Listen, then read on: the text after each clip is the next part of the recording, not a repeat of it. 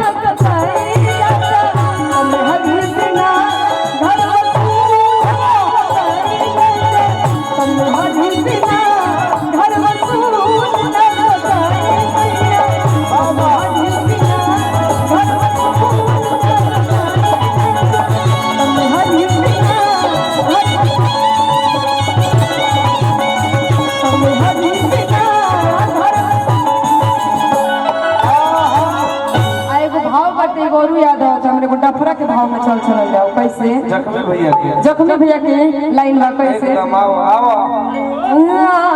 हर की कोई परदेश हो जब से सीता दुनिया पगली मारे सहिया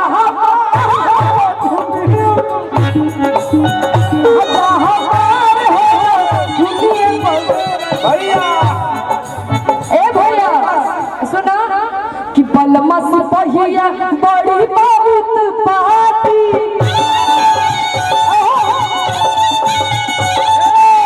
बेरी बेरी काले काली हमारी छाती बलमा सिपहिया बड़ी बहुत पार्टी बेरी बेरी काले लालू नाली हमारी छाती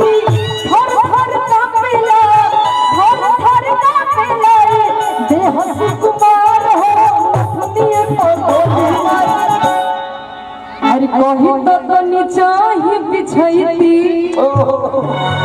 चरमार करे चरमाई जगल घर भर लगता चरमार करे चरमाई जगल घर भर लगता कही तो नीचाही बिछैती पर बड़ा डर लगता कही तो नीचाही बिछैती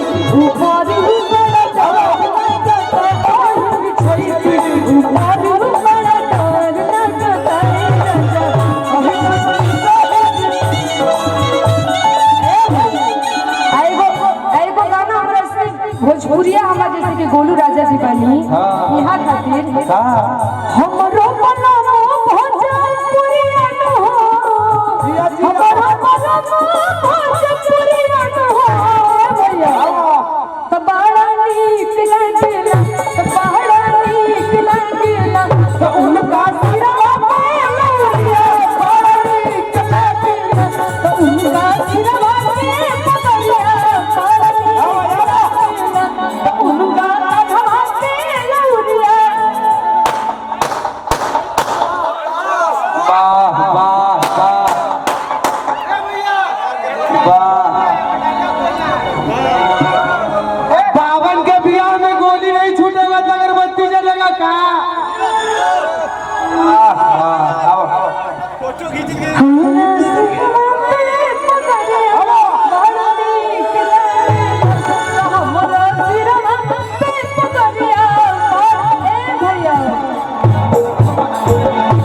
आई भैया एगो बड़ा सुंदर एगो सैड सॉन्ग हमरा याद आवता, हम एगो सुनावल चाहता नहीं। वो दिल के बड़ा बहुत करीब सैड सॉन्ग बा, ताई ओकरा के हम सुनाई।